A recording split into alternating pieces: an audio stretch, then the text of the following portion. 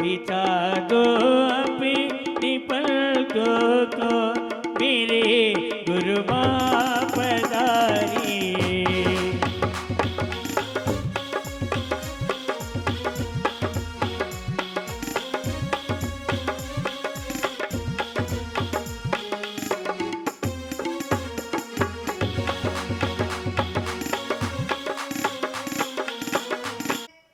मुनि संग की जय। बोलिए आरी का संग की जय।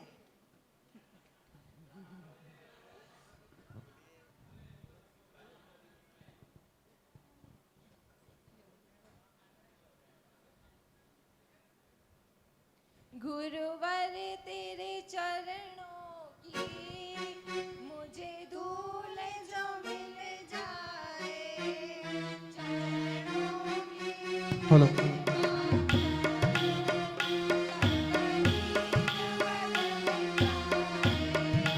चरणों की रज पाकर तकदीर बदल जाए। यह मन बड़ा चंचल है, इसे कैसे मैं समझाऊं, इसे जितना भी समझाऊं उतना ही मचल जाए। गुरुवर तेरे चरणों की मुझे धूल जो मिल जाए, चरणों की रज पाकर तकदीर बदल जाए। नजरों से गिराना ना, चाहे जितनी सजा देना, नजरों से जो गिर जाए तो मुश्किल है संभल पाए। गुरुवर तेरे चरणों की मुझे झूल जो मिल जाए, चरणों की रज पाकर तकदीर बदल जाए। मेरे एक तमन्ना है, गुरु सामने हो मेरे, गुरु सामने हो मेरे, चाहे प्राण निकल जाए। गुरुवर तेरे चरणों की मुझे धूल जो मिल जाए, चरणों की रज पाकर तकदीर बदल जाए, चरणों की रज पाकर तकदीर बदल जाए, तकदीर बदल जाए। जय बोलो हरि का 105 श्री प्रकाशमती माता जी की जय। जय बोलो। हमारे दादाजी वेणीचंद जी के भाव हुए एक भजन कहने की, कृपया पधारे। आदेश। बोले 1008 श्री वास्तु पूज्य भगवान की, बोले चंदा प्रभु भगवान की, बोले शांतिनाथ भगवान की, बोले समाधि सम्राट आचार्य रत्न अभिनंद सागर जी महाराज की, बोले राष्ट्र संत गुरु माँ गणनी हरिका सुप्रकाशमती माता जी की जय। से जय जोर से बोलो। बोले गणनी हरिका सुप्रकाशमती माता जी की, बोले हरिका संघ की। आज मेरे नज़रों में गुरु अभिनंद सागर जी, जिनकी शिष्या महान तपस्वी और इस क्षेत्र को बनाने वाली गुरु माँ साक्षात यहाँ विराजमान है, वो दृश्य मुझे याद आ रहा है। जब हम शास्त्र पढ़ते थे, जब हमारे गुरु अभिनंद सागर जी वेणीचंद तू ये भजन बोल, मैं इंदौर गया, महाराज जी वहाँ थे, जब भी उन्होंने ये बोला तो वो भजन मुझे आज याद आ रहा है, वो आपके समक्ष बोलना चाहता हूँ। कृपया कुछ गलती हो तो क्षमा करें। और गुरु माँ के समक्ष भी निवेदन हाथ जोड़ के विनती करके ये कहना चाहता हूँ कि बचपन की वो जो दृश्य है वो मुझे आज याद आ रहा है। बागी डोसा प्रभु ने बिसर गया खोटा, अभागी डोसा प्रभु ने बिसर गया खोटा। अरे बालपनो तूने खेल गमायो, बालपनो तूने खेल गमायो, खूब खेलो है बड़ी डंटा रे, अभागी डोसा प्रभु ने बिसर गया खोटा, अभागी डोसा प्रभु ने बिसर गया खोटा। बालपनो तूने खेल गमायो, खूब खिलोए बड़ी डंटा रे, अभागी डोसा प्रभु ने बिसर गया खोटा, अभागी डोसा प्रभु ने बिसर गया खोटा। अरे जवानी रो जोर तूने क्रिया संग खोया, जवानी का जोर तूने त्रिया संग खोया, पीछे हुए बेटा बेटी रे, अभागी डोसा प्रभु ने बिसर गया खोटा, अभागी डोसा प्रभु ने बिसर गया खोटा।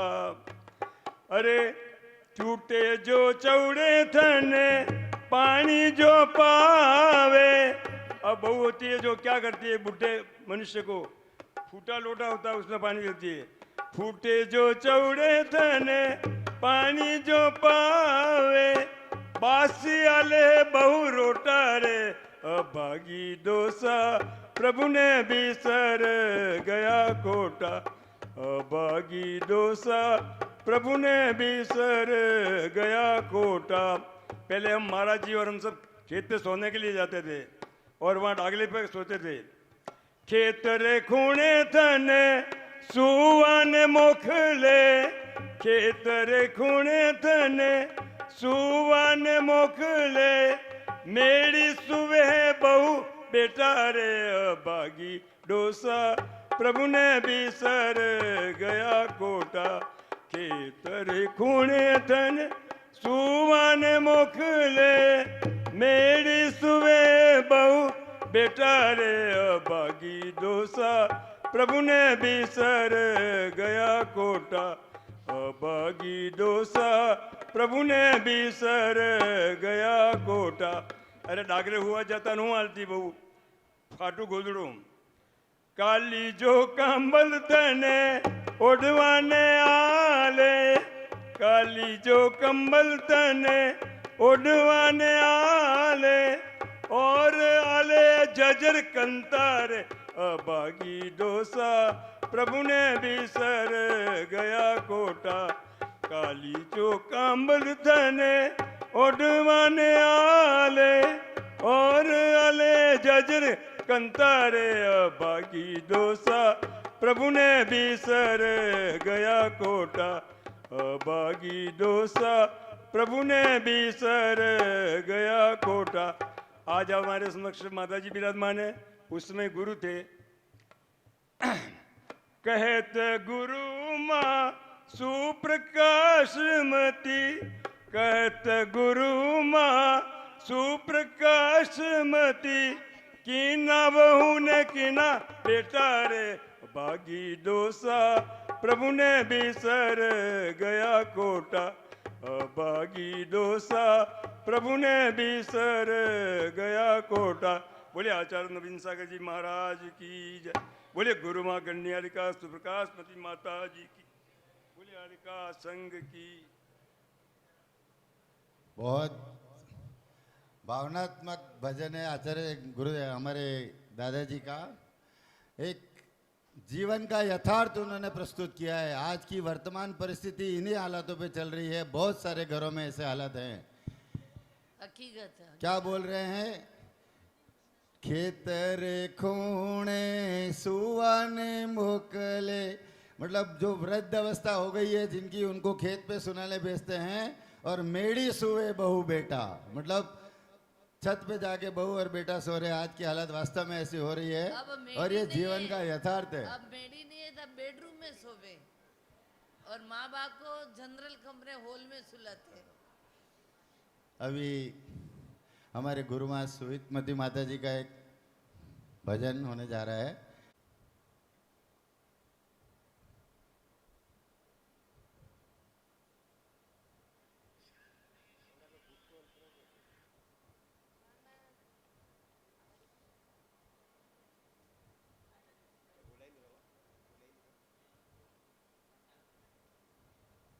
हेलो।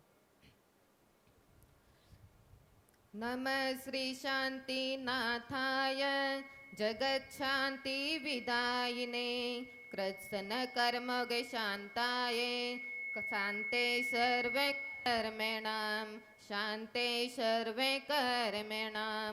जय बोलो 1008 श्री कामधेनु शांतिनाथ भगवान की। जय बोलो वासु पूज्य भगवान की। जय बोलो 108 श्री चारित्र चक्रवर्ती आचार्य श्री शांति सागर जी महाराज जी की। जय बोलो गुरु मां गणन्यारिका श्री 105 सुप्रकाशमती माता जी की। हे प्रभु शांति नाथ भगवान दो मुझे को ऐसा वरदान। हे प्रभु शांति नाथ भगवान दो मुझे को ऐसा वरदान। दो मुझे को ऐसा वरदान।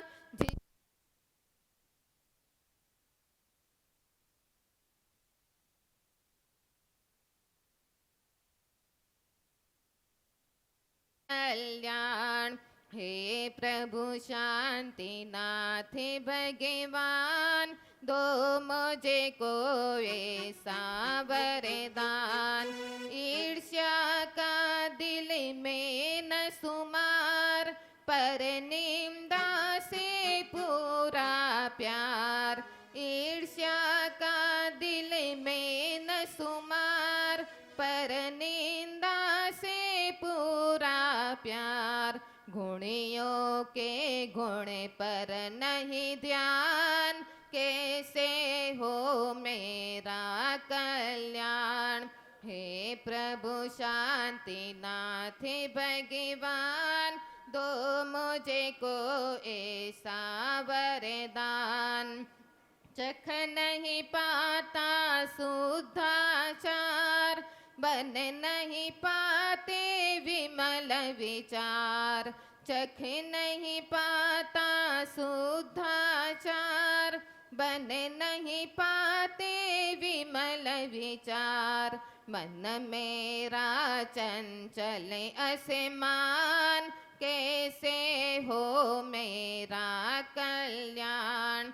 हे प्रभु शांति नाथ भगवान दो मुझे को ऐसा वरदान। भव जल से तर जाऊं मैं पुनरागमन मिटाऊं मैं। भव जल से तर जाऊं मैं पुनरागमन मिटाऊं मैं। करो दया हे दया निदान जिससे हो मेरा कल्याण। हे प्रभु शांति नाथ भगवान दो मुझे को ऐसा वरदान। दो मुझे को ऐसा वरदान जिससे हो मेरा कल्याण। हे प्रभु शांति नाथ भगवान दो मुझे को ऐसा वरदान। जब लोग कामधेनु शांतिनाथ भगवान की। जब लोग गुरु मां गणन्यारिका श्री 105 सुप्रकाशमती माता जी की। अब मैं परम पूज्य सुगीतमती माता जी से निवेदन करूंगा कि अपने प्रवचन से हमें लाभ।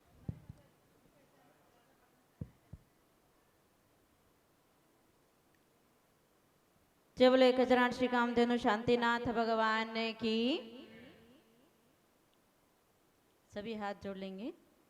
जय बोलो गुरु मां गणन्यारिका 105 सुप्रकाशमती माता जी की।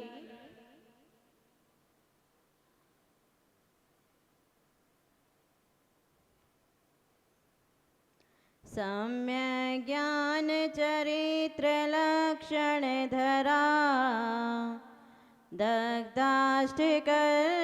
में धना भूतानागत वर्तमान समय तेभ्यो जिनेभ्यो नमः तेभ्यो जिनेभ्यो नमः तेभ्यो जिनेभ्यो नमः। जय बोले एक जन श्री कामधेनु शांतिनाथ भगवान की, जय बोले एक जन श्री वासुपूज्य भगवान की, जय बोले चारित्र चक्रवर्ती आचार्य 108 श्री शांति सागर जी महाराज की। चाय नहीं पी, सुबह भोजन नहीं मिला है? मिला है तो फिर जय तो जोर से बोलो। जय बोलो समाधि सम्राट आचार्य 108 श्री अभिनंदन सागर जी महाराज की जय। जय बोलो गुरु माँ गणिनी हरिका 105 श्री सुप्रकाशमती माता जी की।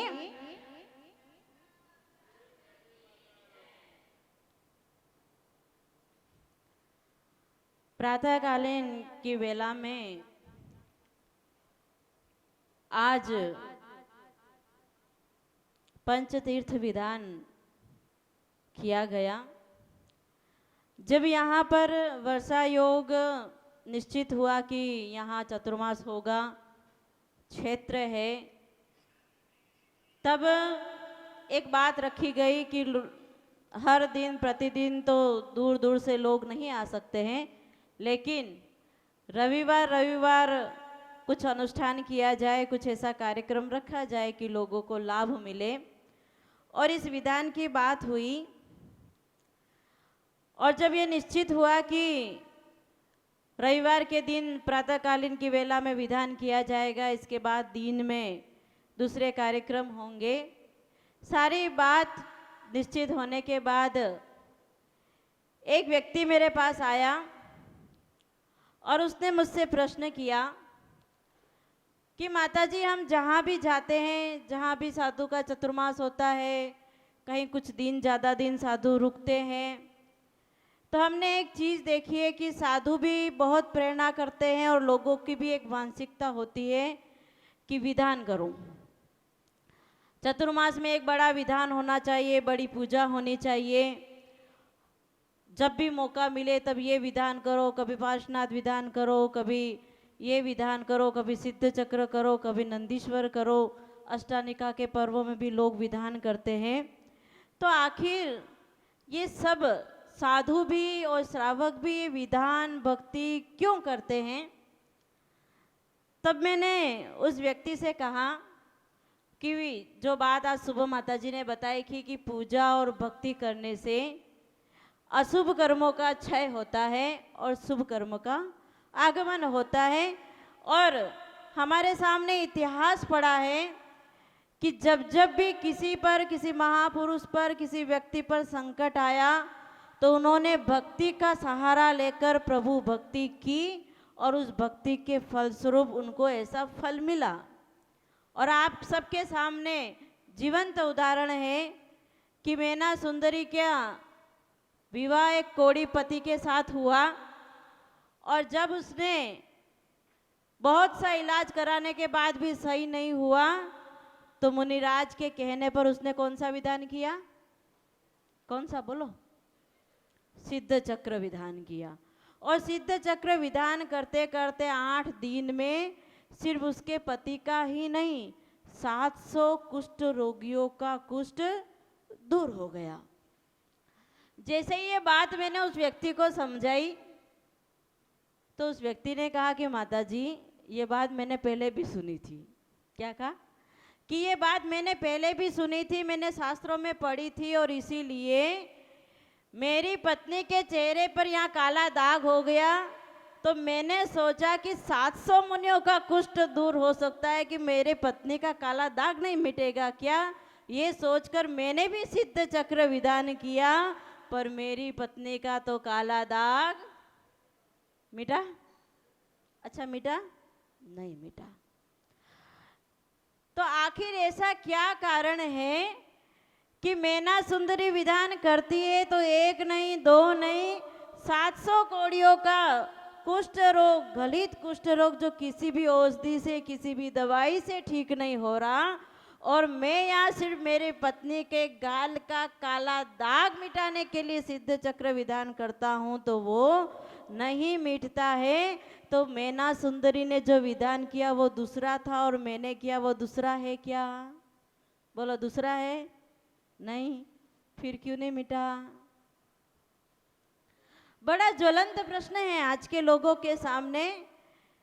जब समस्या आती है, जब संकटों से घिर जाते हैं और सांसारिक तरीके से बहुत उपाय कर लेते हैं और नहीं वो समस्याएं खत्म होती है, तब उनको एक सहारा दिखता है धर्म का।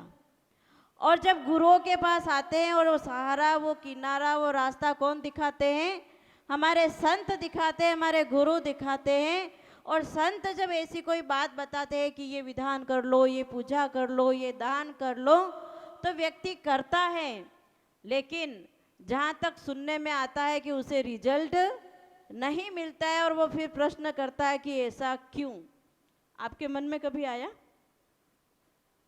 जब कोरोना काल आया था तब घर घर में भक्तामर का अर्चना होने लगी थी। भक्तामर की अर्चना घर घर में, और यहाँ तक कि सभी मंदिरों में, सभी जिनालयों में 48 दीपकों की आरती एक तैयार हो गई कि भक्तामर विधान करना चाहिए, भक्तामर विधान करना चाहिए। उन्हें मानतुंग आचार्य ने जब उनको 48 तालों के अंदर बंद किया गया, उन्होंने, उनके पास न कोई अस्त्र था न कोई शस्त्र था, सिर्फ एकमात्र कुछ था, तो क्या था? भक्ति थी। और उन्होंने उस भक्ति स्वरूप भक्तामर स्तोत्र की रचना की और रचना करते ही उनके 48 के 48 ताले टूट भी गए और मांगतुंग आचार्य उस अंदर जो 48 तालों के अंदर कैद खाने में जैसे बंद थे, वहां से निकलकर बाहर आकर बैठ गए। अब मेरा आपसे प्रश्न है कि अपन भी एक दिन यहाँ चतुर्मास में प्रैक्टिकल करते हैं, प्रयोग करते हैं कि सब बैठ जाते हैं अपने आगे एक टेबल लगाकर और एक सूत का कच्चा धागा रख देते हैं और फिर भक्तामर पाठ बोलते हैं। भक्तामर पाठ पूरा होते होते वो सूत का धागा अपने आप टूट जाना चाहिए इस संकल्प के साथ। बोलो टूट जाएगा? बोलो, सुन रहे हो कि नहीं? टूट जाएगा? नहीं। टूट जाएगा? नहीं। अब पहले ही तुम्हारी बात ही ऐसी है कि नहीं टूटेगा, तो वो कहां से टूटेगा? पहले ही मुंडी हिला दी तुमने कि नहीं टूटेगा। ये जो उस व्यक्ति ने प्रश्न किया कि मेरी पत्नी का काला दाग क्यों नहीं मिटा, वो ये इसके कारण नहीं मिटा क्योंकि जब भी संत आपको कोई रास्ता दिखाते हैं, जब भी संत आपको कोई रास्ता दिखाते हैं, कोई मार्ग दिखाते हैं, तो आप क्या सोचते हो? आपके दिल की बात बताओ। इतने हॉस्पिटल गया, इतने जिन जिन लोगों ने जहाँ जहाँ कहा था वहाँ जाके आया। अब ये माता जी, ये महाराज भी कह रहे करके देखो, हुआ तो ठीक, नहीं हुआ तो भी ठीक, क्योंकि दिगंबर संत पैसा तो लेता नहीं, यहाँ पे कोई दाम तो लगता नहीं। अगर कह रहे हैं तो करके देखते हैं, हुआ तो ठीक, नहीं हुआ तो वैसे ही चल रहा है। और आपकी इसी भावनाओं के कारण हमारे कहते हैं कि एक कुत्ते ने नमोकार मंत्र सुना। कितनी बार सुना? अच्छा, जीवन काल में कितनी बार सुना? पूरे जीवन तो नहीं सुना। जब वो मरणासन में था, मरने की हालत में था, उसके प्राण निकलने वाले थे, तब उस कुत्ते के कान में किसने? जीवनधर कुमार ने नमोकार मंत्र सुनाया। तो उस नमोकार मंत्र को सिर्फ एक बार सुनते ही वो कुत्ता क्या बन गया? क्या बन गया? स्वर्ग में देव बन गया। एक कुत्ता देव बन सकता है, सांप का हार बन सकता है, अंजन चोर निरंजन बन सकता है, और हम कहते हैं कि हमारे संसार की ये छोटी मोटी समस्याएं खत्म नहीं हो रही। आखिर उसके पीछे कारण क्या है? अगर लॉजिक में जाया जाए तो कहीं ना कहीं हमारी श्रद्धा पक्की है? नहीं है। हमारी श्रद्धा पक्की नहीं है, हमारा विश्वास अटूट नहीं है, हमारी आस्था मजबूत नहीं है, और फिर हम दोष किसको देते हैं? धर्म को देते हैं। दोष किसको देते हैं? साधुओं को देते हैं कि ये साधु संत लेके बैठ जाते हैं, रोज विधान, ये विधान करो, वो विधान करो, कुछ होता नहीं, कुछ जाता नहीं, इनके पास तो कोई काम नहीं, और हमको भी इसमें लगा देते हैं। लेकिन महानुभावों, जब तक हमारी श्रद्धा आस्था हमारी मजबूत नहीं होगी, तब तक हमारा कोई कार्य संपन्न नहीं होगा। और आप अपने दीप में जाकर देखो कि कितनी आस्था हमारी है, कितनी श्रद्धा हमारी है, और फिर हम कहते हैं कि क्या करें, हमारे घर गृहस्थी का काम करना पड़ता है, हमें ये करना पड़ता है। लेकिन गृहस्थ जीवन भी आपका अगर अच्छा चल रहा है, आप क्या मानते हो? क्या मानते हो? आपके घर में आपका अपना घर है, कूलर है, एसी है, और डल्लब की गद्दी है, फ्रिज है, सोना है, चांदी है, किसकी बदौलत है? आपने मेहनत की, इसके लिए आपके पास है? क्या मानते हो? बोलो, क्या सोच लेके बैठे हो कि आप बहुत पुरुषार्थ कर रहे हैं, सुबह से शाम जाके दुकान पे बैठ रहे हैं, मेहनत कर रहे हैं, इसलिए मिल रहा है? भूल जाना इस बात को। आपके उस पुरुषार्थ के पीछे कहीं ना कहीं पुण्य का बैकिंग है, तब आपको ये सब मिल रहा है। जिस दिन आपका पुण्य खत्म हो गया, आप लाख पुरुषार्थ कर ले, आपको कुछ नहीं मिलने वाला।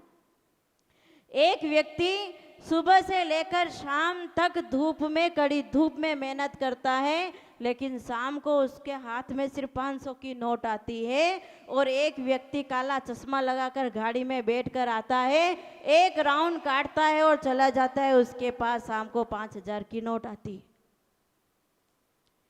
मेहनत कौन ज्यादा कर रहा है? जो सुबह से शाम तक धूप में बैठा है, वो मेहनत ज्यादा कर रहा है, लेकिन फिर भी पैसा किसको ज्यादा मिल रहा है? जो सिर्फ एक राउंड काट के जा रहा है। इस बात को समझने का प्रयास करो। साधु संत कहते आओ, चतुर्मास है, वर्षा योग है, 8 महीने कोई धर्म नहीं करो तो कोई बात नहीं, लेकिन 4 महीने तो कुछ तो कर लो। लेकिन फिर भी हमारी दुकान छूटती नहीं, फिर भी हमारा व्यापार छूटता नहीं, और आए हुए भी लोग चले जाते हैं, आए हुए लोग भी चले जाते हैं, और फिर कहते हैं कि हम बड़े धर्मात्मा, सुबह जाकर भगवान के ऊपर एक कलश डाल दिया, हम धर्मात्मा। एक बार जाकर मंदिर में दर्शन कर लिए, हम धर्मात्मा। लेकिन महानुभावों, इतने से काम नहीं होने वाला। आप कहीं बाहर जाते हैं, 1 दिन के लिए जाते हैं, 2 दिन के लिए जाते हैं, साथ में क्या ले जाते हैं? ट्रेन का अगर सफ़र 2 दिन का हो, आपको कहीं जाना हो, क्या लेके जाते हो? टिफिन लेके जाते हो? नाश्ता तैयार लेके जाते हो कि अगर नाश्ता नहीं लेके गए तो आगे जाके खाएंगे क्या? लेकिन यहाँ जो आप खा रहे हो, बहुत अच्छा भोजन मिल रहा है, बहुत अच्छी सुविधा मिल रही है, पंखे की हवा मिल रही है, कूलर की हवा मिल रही है, आपके पिछले किसी न किसी पुण्य का उदय है, यानी आप बासी भोजन खा रहे हैं। अभी तो बासी भोजन खा रहे हैं और सुख और आनंद में जी रहे हैं, लेकिन वर्तमान में अगर आगे की तैयारी, आगे की नाश्ते की तैयारी नहीं करोगे तो आगे जाके क्या खाओगे? क्या खाओगे? आगे क्या मिलेगा आपको? इसीलिए जब भी ऐसे किसी पुण्य का काम करने का अवसर मिले, कोई धर्म का कार्य करने का अवसर मिले, तो उसमें ये सोचकर जुड़ जाना चाहिए कि मुझे आगे की तैयारी, नाश्ते की तैयारी करनी है। अगर आगे के नाश्ते की तैयारी नहीं की तो भूखे रहना पड़ेगा, और उसके लिए आपको श्रद्धा, आस्था होनी चाहिए अपने संतों पर, अपने गुरुओं पर, अपने जिनेंद्र देव की वाणी पर, और अपने आगम पर आस्था होगी तो व्यक्ति अपने आप चलेगा। लेकिन कहीं ना कहीं हमारी आस्था डिगमगाती है, हम पुरुषार्थ को महत्व देते हैं और भाग्य को पीछे छोड़ देते हैं। कुछ लोगों का कहना रहता है कि भाग्य हम अपना खुद लिखते हैं। सच बात है, आप अपना भाग्य खुद लिखते हैं, लेकिन जैसा लिख रहे हो वैसा ही मिलेगा। आप हटकर चाहो तो नहीं मिलेगा। जब जब भी किसी महापुरुष पर, किसी सती पर कोई आपदा आई तो उन्होंने धर्म की शरण ली है, धर्म पर आस्था रखी है, धर्म पर विश्वास रखा है। और अगर धर्म पर विश्वास नहीं रखोगे, आस्था नहीं रखोगे, तो कुछ भी होने जाने वाला नहीं है। कभी कभी लोग प्रश्न करते हैं कि माता जी, आप और सारे साधु कहते हैं कि चाहे कोई भी मंत्र का उच्चारण करो, कोई भी मंत्र का जाप करो, कोई पाठ करो, कोई भक्ति करो, तो उच्चारण क्या होना चाहिए? शुद्ध होना चाहिए, है ना। और इसी रीजन के कारण, इसी वजह से हमारे जितने भी शास्त्र स्तोत्र हैं, जितनी भी स्तुतियाँ हैं, जो संस्कृत में थी, जो प्राकृत में थी, तो विद्वान ऐसे हुए कि उन्होंने सोचा अगर स्तुति और स्तोत्र और पाठ का उच्चारण अगर शुद्ध नहीं हुआ तो हमें उसका फल नहीं मिलेगा। और इसलिए उन्होंने क्या किया, उसका ट्रांसलेट कर दिया। किसमें? हिंदी में, ताकि हिंदी हम अच्छे से पढ़ेंगे, हमारा शुद्ध उच्चारण होगा। ये बात संत भी कह रहे हैं और हम भी कहते हैं कि उच्चारण सही नहीं होता है तो उसका फल नहीं मिलता है। लेकिन एक व्यक्ति प्रश्न करता है कि आप कहते हो कि उच्चारण सही नहीं होता है तो उसका फल नहीं मिलता है, नमोकार मंत्र अगर शुद्ध से नहीं पढ़ेंगे तो उसका फल नहीं मिलता है, और भक्तामर शुद्ध नहीं पढ़ते हैं इसलिए उसका फल नहीं मिलता है। और एक तरफ एक व्यक्ति ऐसा है जो मंत्र पढ़ते पढ़ते सारा मंत्र भूल जाता है। क्या हो जाता है कि मंत्र पढ़ते पढ़ते सारा मंत्र भूल जाता है। कौन भूल गया? बोलो, बड़े होशियार हो आप लोग। कौन भूल गया? नहीं पता है? नमोकार मंत्र पढ़ते पढ़ते जब वो संकट में फंस गया, सैनिक उसके पीछे पड़ गए, राजा के वहां से चोरी करके भाग रहा था, तो सैनिक उसके पीछे पड़ गए। उसने देखा कि जंगल में एक सेठ कुछ पढ़ रहा है, पेड़ के ऊपर एक सिक्का बंधा हुआ, उस पे चढ़ रहा है, वापस उतर रहा है, लेकिन कुछ कर नहीं पा रहा। उसने जाकर पूछा, सेठ जी क्या कर रहे हो, ये ऊपर चढ़ रहे हो, नीचे उतर रहे हो, बात क्या है? तब सेठ जी ने कहा कि अरे मैं नमोकार मंत्र को सिद्ध कर रहा हूँ, लेकिन इसकी शर्त क्या है कि मुझे उस सिक्के के ऊपर चढ़ना है, नमोकार मंत्र पढ़ना है और एक साथ चारों रस्सियाँ काटनी है, पर मुझे डर लग रहा है अगर सिद्ध नहीं हुआ तो मैं नीचे गिर के मर जाऊंगा, मैं क्या करूं? तब अंजन चोर कहता है, उसको लगा पीछे वैसे ही सिपाही पड़े, वैसे ही मारा जाऊंगा। सिपाहियों के हाथों से मरो या नहीं मरो, पर ये काम मैं करके देता हूँ, मुझे सुनाओ। क्या कहा? जल्दी जल्दी मुझे सुना दो। सेठ ने एक बार पढ़ के सुना दिया, नमो रिहंताणम, नमो सिद्धाणम, नमो आर्याणम, नमो वज्राणम, नमो लोहे सव साउड़म। और सुनते ही कौन चढ़ गया? आप तो याद आ गया नाम। कौन चढ़ गया? अंजन चोर ऊपर सिक्के पे चढ़ गया, और जैसे ही तलवार हाथ में ली और नमोकार मंत्र बोलने लगा तो क्या हुआ? भूल गया। और भूल गया तो ऐसा भूल गया कि ना आगे ना पीछे कुछ याद नहीं रहा। और उस समय उसने क्या कहा? आणम ताणम कुछ नहीं जानम, सेठ वचन परमाणम। और ये शब्द कहते ही, ये वाक्य बोलते ही, आणम ताणम कुछ नहीं जानम, सेठ वचन परमाणम कहते ही उसने रस्सियाँ काटी, तो उसका वो मंत्र सिद्ध हो गया, देवों का विमान आ गया और उसको आकाश में ले गया। अब वो व्यक्ति प्रश्न करता है कि आप एक तरफ कहते हो कि एक मात्रा, एक बिंदु का भी अशुद्ध उच्चारण नहीं होना चाहिए, और एक वो चोर है जिसको श्रद्धा भी नहीं थी, पहले जैन धर्म का अनुयायी भी नहीं था, एक वो चोर है कि आणम ताणम कुछ नहीं जानम कह के भी मंत्र को सिद्ध कर लेता है। ऐसा पक्षपात क्यों? आता है कि नहीं? नहीं आता। अच्छा, कभी ये प्रश्न आपके मन में आया?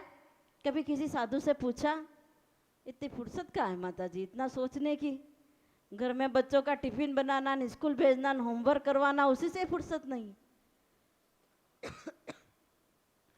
एक व्यक्ति आणम ताणम कह के मंत्र सिद्ध कर लेता है और हम सारा मंत्र बोलते हैं, कभी एक अनुस्वार की गलती हो जाए, कभी एक मात्रा की गलती हो जाए तो आप कहते हैं इसके लिए फल नहीं मिलता है, आखिर क्यों? लेकिन इस आखिर क्यों के पीछे उस शब्दों पर ध्यान दीजिए। उसने क्या कहा? आणम ताणम तो कुछ नहीं जानम, क्योंकि पीछे सब ताणम ताणम आ रहा है, वो तो मैं नहीं जानता हूँ। लेकिन अभी अभी ये सेठ ने जो मुझे सुनाया है, क्या कहा? सेठ वचन प्रमाणम। अभी अभी ये सेठ ने जो मुझे कहा है, जो वचन मुझे सुना है, वो वचन तो प्रामाणिक है, वो वचन तो प्रामाणिक है, वो गलत नहीं है, वो प्रामाणिक है। ये श्रद्धा के साथ वो चारों रस्सी काटता है तो उसका मंत्र सिद्ध हो जाता है। एक बार अशुद्ध उच्चारण भी एक तरफ रह जाता है। बात यहाँ पर किसकी आती है? श्रद्धा की आती है, आस्था की आती है। जब जब आस्था मजबूत होती है तब तब इंसान अपने समस्याओं से पार होता है। लेकिन जब जब आस्था डगमगाती है, श्रद्धा डगमगाती है, तब तब व्यक्ति मझधार में डूब जाता है। इसीलिए कुछ और हो सके या नहीं हो सके, कुछ और ज्यादा धर्म ध्यान कर सके या नहीं कर सके, लेकिन जैन धर्म के प्रति, दिगंबर संत के प्रति और हमारे आगम के प्रति, जिनवाणी के प्रति अपनी आस्था को मजबूत करो। कुछ लोग कहते हैं हमें समझ में नहीं आ रहा क्या लिखा है, लेकिन इस श्रद्धा के साथ पढ़ो कि जो लिखा है वो प्रामाणिक है, जो लिखा है वो सत्य है, ये कभी झूठा नहीं हो सकता। इस प्रमाणिक के साथ भी पढ़ोगे तो भी आपका बेड़ा पार हो जाएगा। कभी कभी किसी स्तोत्र का अर्थ नहीं आता, कभी मंत्र का अर्थ नहीं आता, कभी किसी चीज का अर्थ समझ में नहीं आता, तो लोग कहते हैं अर्थ तो समझ में नहीं आता, पढ़ के क्या करेंगे। लेकिन जब अंदर से आस्था, हमारी श्रद्धा मजबूत होगी, हमारी श्रद्धा पक्की होगी, तो वो मंत्र भी काम करेगा, वो स्तोत्र भी काम करेगा। इसलिए अपनी श्रद्धा को मजबूत करो। और श्रद्धा कैसी मजबूत करो कि जब भी कहीं संत दिखे, जब भी कहीं धर्म का कार्य दिखे, तो सबसे पहले आगे होने का प्रयास करो। पुरुषार्थ के पीछे मत भागो। जब तक आपका भाग्य, आपका पुण्य का बैलेंस नहीं है, तब तक आपका पुरुषार्थ काम नहीं करेगा। इसीलिए जब कभी भी ऐसा अवसर आए कि हम यहाँ पर पुण्य कमा सकते हैं, ढूंढो, प्रयास करो। संतों से जाकर पूछो कि हम कहाँ क्या करें कि हम पुण्य को कमा सके।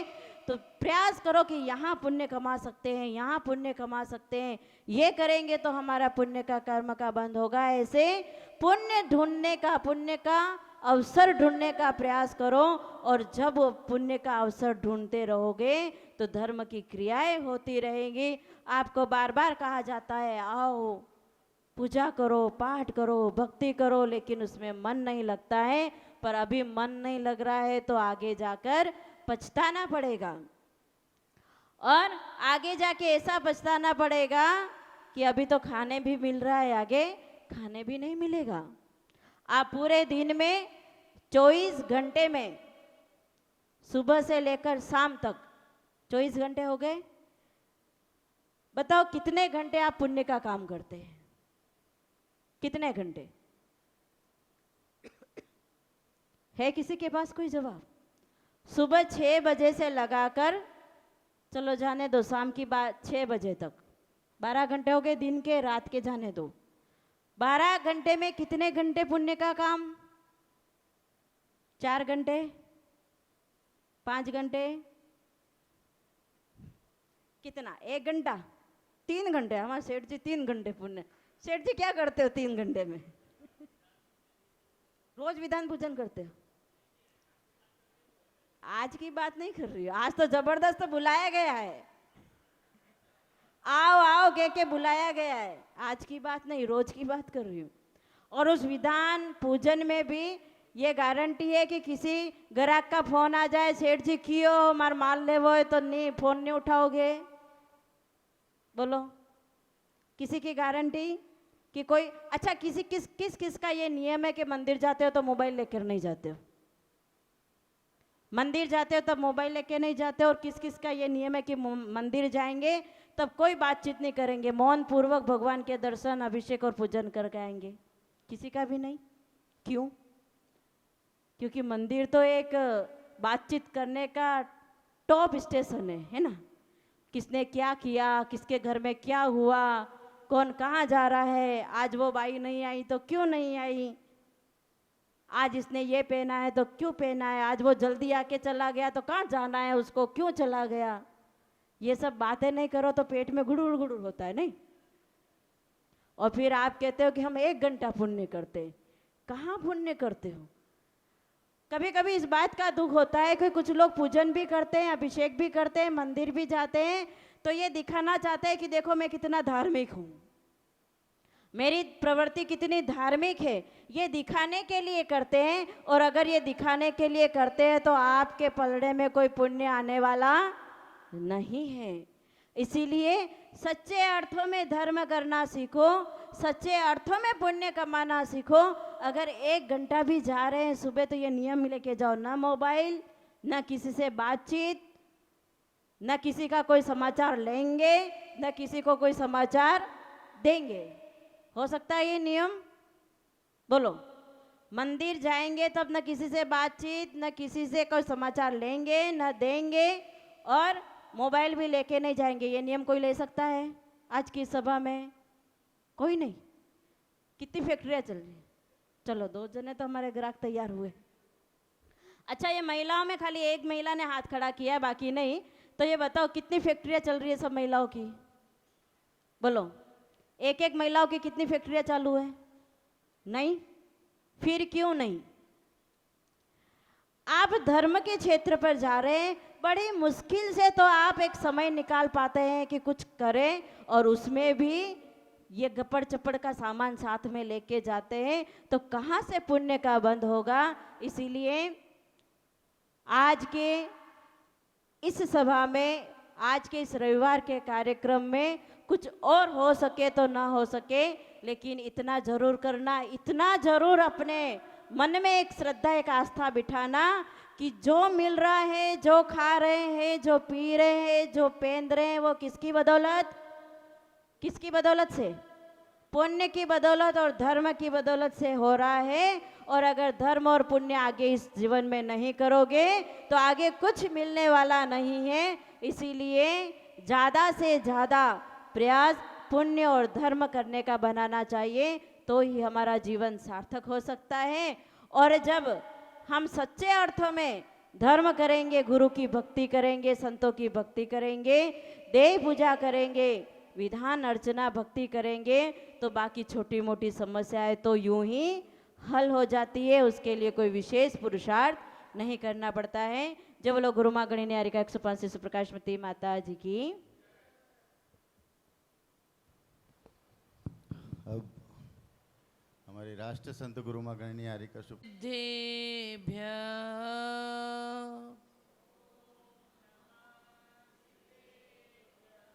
ओम नमः सिद्धेभ्य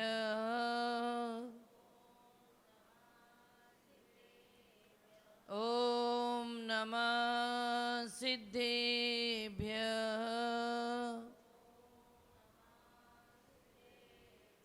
बोले देवादिदेव श्री सिद्ध भगवान की।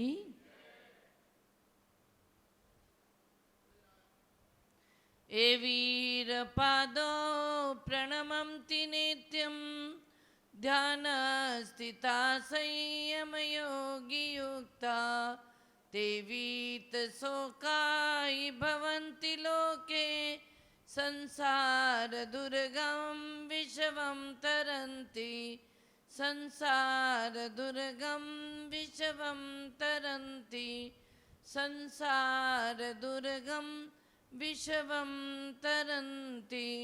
बोले देवादिदेव श्री वर्तमान शशनायक महावीर भगवान की।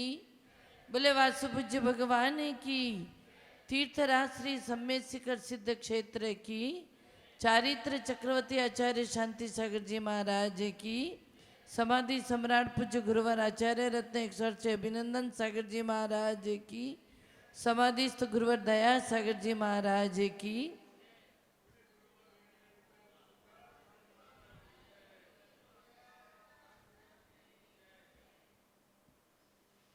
प्राचीन काल में अर्वाचीन बहुत सारे आचार्य संत पुरुष हुए।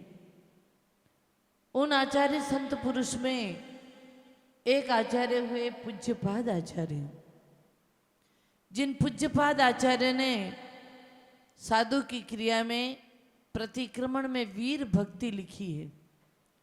उस वीर भक्ति में एक वाक्य कहा है, ए वीर पादो प्रणमंति नित्यम, ध्यान स्थिता संयमी योगी युक्ता। हे वीर पादो, वीर प्रभु के युगल चरण की आराधना कौन करता है? ध्यान स्थिता संयमी योगी युक्ता, संयमी जन, ध्यान में स्थित संत महात्मा पुरुष उन वीर प्रभु के युगल चरणों की आराधना और पूजा करते हैं। वो आराधना, वो पूजा क्या काम करती है? तो दूसरी लाइन में कहा, ते वीत शोका ही भवंती लोकी। इस लोक में जो शोक फैला हुआ है उसको नष्ट करते हैं। संसार दुर्गम विषवम तरंती। नंबर 2 में बताया है कि संसार एक विष रूप है, इसमें तरंती तीर जाते हैं। कौन तीर जाते हैं? जो भगवान महावीर के युगल चरणों की पूजा और आराधना करते हैं, वो इस संसार रूपी सागर से तीर जाते हैं। महानुभावों, इस संसार रूपी सागर में तीरना है। संसार में व्यक्ति अनेक प्रकार के द्वंद्व से जीता है, पर वीर प्रभु के युगल चरणों को अपने हृदय में स्थापित नहीं करता है और बड़े तनाव में, अवसाद में जीता है। और तनाव और अवसाद लाइफ को डिस्टर्ब करता है, जीवन शैली को डिस्टर्ब करता है। तनाव और अवसाद से दूर होने के लिए क्या करना चाहिए? कहाँ जाना चाहिए?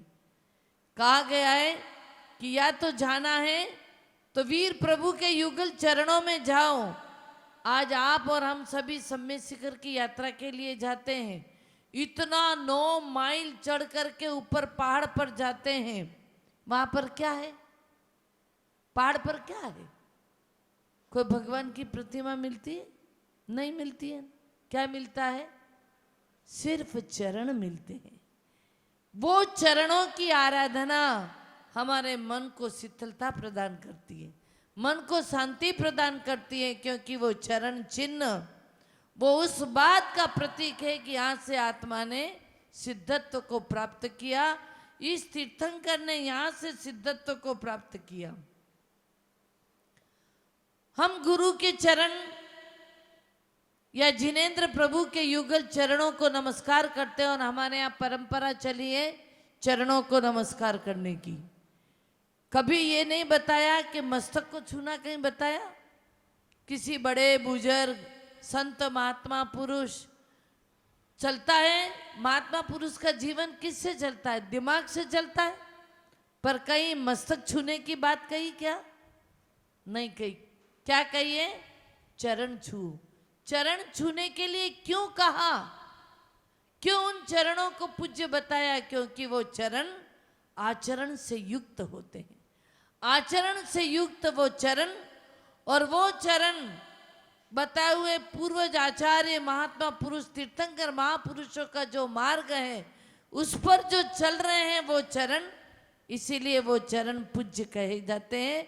और इसीलिए हमारे यहाँ चरण छूने की परिपाटी चली। और साथ ही शरीर विज्ञान के अनुसार ये बताया जाता है कि चरण छूने की परिपाटी क्यों चली?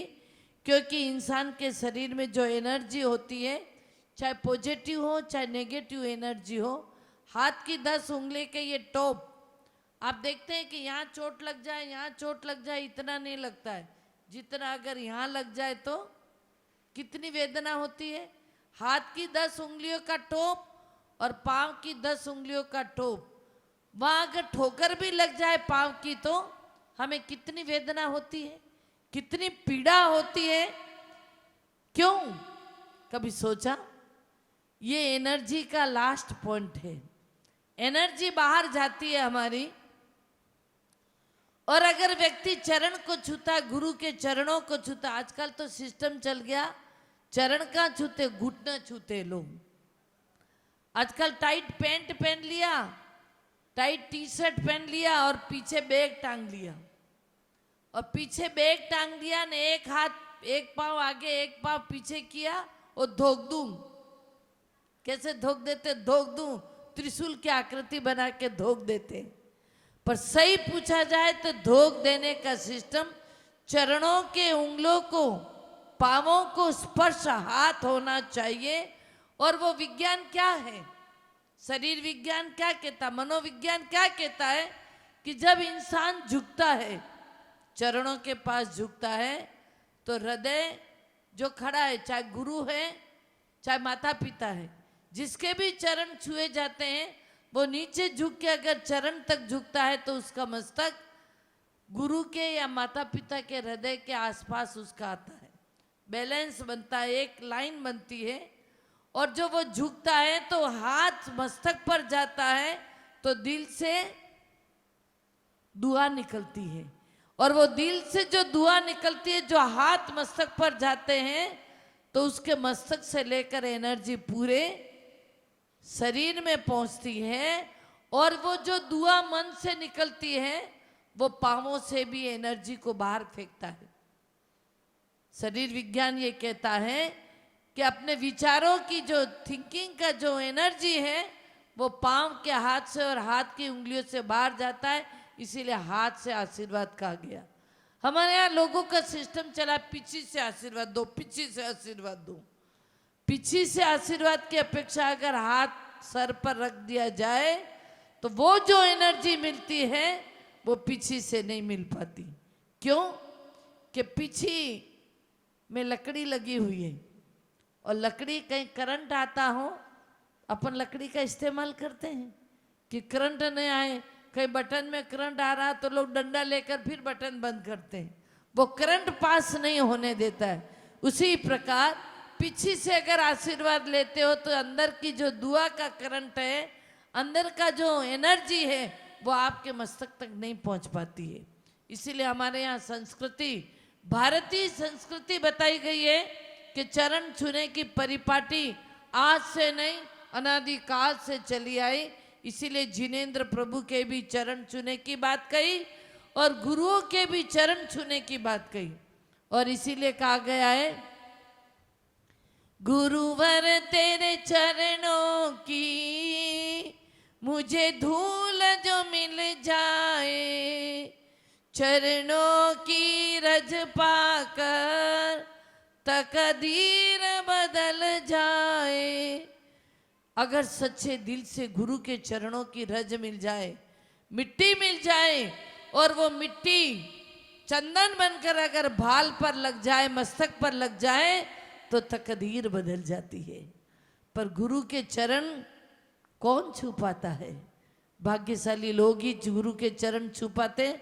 बाकी तो दूर से लोग ऐसा ऐसा करते हैं, कहीं ढूंढता हुए जिम देवता आता है जो यूं यूं करते, खड़े खड़े झुक भी नहीं पाते, बैठ भी नहीं पाते हैं, दूर से खड़े खड़े हाथ में देवता आ जाते हैं। और इसीलिए ही गुरु के आशीर्वाद का फल नहीं मिल पाता है।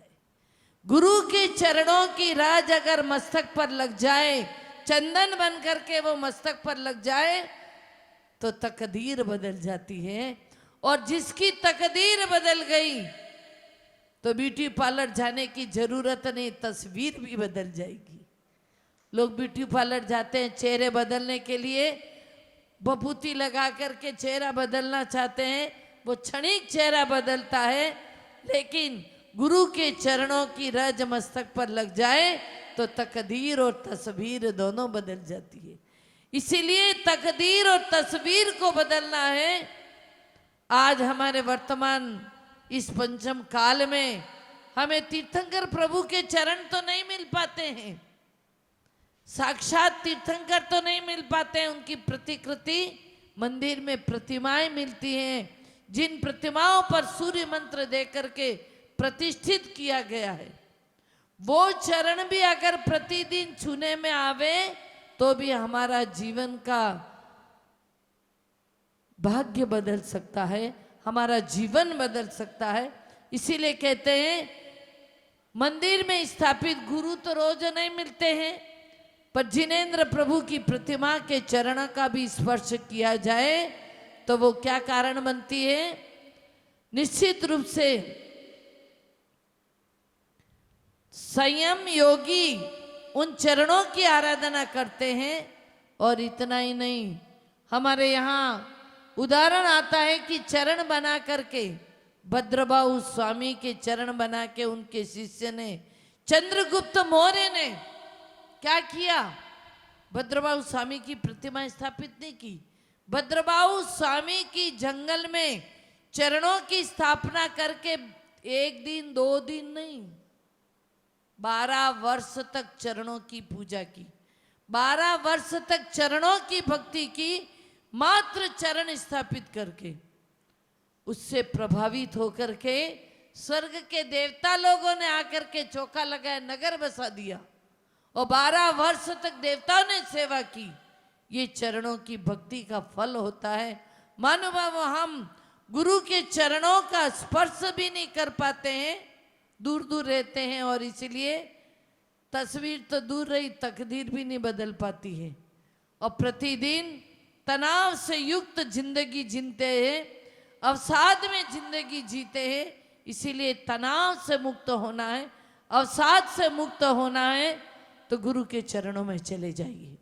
ऐसा कहा जाता है, गुरु के पास जाओ, ऐसा कोई नहीं कहता है, कहता है गुरु के चरणों पर चले जाए, गुरु के चरणों को पकड़ लो, आपकी तकदीर और तस्वीर बदल जाएगी। आज इंसान भटक रहा है इधर उधर और अपनी तकदीर को बदलने के लिए प्रयास कर रहा है, प्रतिदिन मेहनत करता है कि मैं अपनी तकदीर को बदल दूं, पर तकदीर तो तेरी पिछले जन्म से तू लिखा के लाया है। तकदीर पिछले जन्म से लिखा करके लाया है। वर्तमान में अगर गुरु के चरणों की पूजा करेगा, गुरु के चरणों का स्पर्श करेगा, वो पॉजिटिव एनर्जी तेरे अंदर आएगी तो तेरी तकदीर में कोई परिवर्तन अवश्य आएगा। जब किसी कष्ट में, किसी तकलीफ में हम घिर जाते हैं, तब और कहीं नहीं जाना, गुरु के पास चले जाना, गुरु के चरण पकड़ लेना, तो आपकी वो तकलीफें सारी दूर हो जाएगी। क्योंकि गुरु की वाणी, गुरु का वचन, कहते हैं कि ये मनुष्य इतना सर्वश्रेष्ठ मनुष्य को बताया है, लेकिन फिर भी मानव बहुत धन कमाता है, इतना धन कमाता है, पर तनाव में रहता है, अवसाद में रहता है। क्योंकि पेट भरने की चिंता के साथ साथ पेटी भरने की चिंता सताती है कि मेरा पेट भी भर जाए, मेरा घर भी भर जाए, मेरी पेटी भी भर जाए, पर कभी भी इंसान का पेट नहीं भरा। पेट तो कितना सा है, एक 6 इंच का पेट है, उसको भरने के लिए क्या चाहिए? 2 रोटी चाहिए। आज तक इतिहास में कहीं देखा कि किसी ने सिक्के खाए हो? सिक्के कोई खाता है? नोट कोई खाता है? खाता है क्या? क्या खाता है? हर इंसान 2 रोटी ही खाता है। रोटी से ही पेट भरता है, नोट से और सिक्कों से पेट नहीं भरता है। लेकिन फिर भी ये इंसान तृप्त नहीं हो पाता है। हर जीव, आपने देखा पशु कहीं कमाने नहीं जाता है। पशु कमाने जाता है क्या? पशु कहीं कमाने नहीं जाता है, लेकिन फिर भी भूखा नहीं सोता है। पशु का पेट भरता है, शाम को हुई कि कहीं न कहीं पेट भर के आराम से बैठता है, पर ये इंसान शाम होने पर भी आराम से और शांति से नहीं बैठता है, दौड़ता रहता है, दौड़ता रहता है। किसकी तरह? पागल कुत्ते की तरह दौड़ता रहता है। और क्यों दौड़ता है? क्योंकि आज तक किसी को गुरु नहीं माना, आज तक किसी गुरु के चरणों की पूजा नहीं की, आज तक किसी गुरु को अपना मित्र नहीं माना। गुरु होता है वो मित्र भी होता है, गुरु होता है वो माता पिता भी होता है, गुरु सब कुछ होता है। पर गुरु के पास जाकर कभी अपनी पुस्तक का, जीवन रूपी पुस्तक को खोल के नहीं रखा, इसीलिए तनाव और अवसाद में जीता रहता है। गुरु एक सहारा है, गुरु का चरण एक आधार है, एक सहारा है। इसीलिए कहते हैं कि गुरु के चरणों को पकड़ लो, जीवन धन्य हो जाएगा। हमारे कोई देख लो, कुछ नहीं थे, एक सामान्य इंसान से भी जीवन कैसा था, आज जो जीवन यहाँ तक पहुंचा है, यहाँ तक आए, उसका एक ही मात्र कारण है कि बिल्कुल आगे पीछे कुछ देखे बिना मात्र गुरु चरणों की पूजा की और गुरु की ही आराधना की, उसका फल इंसान महान बन जाता है।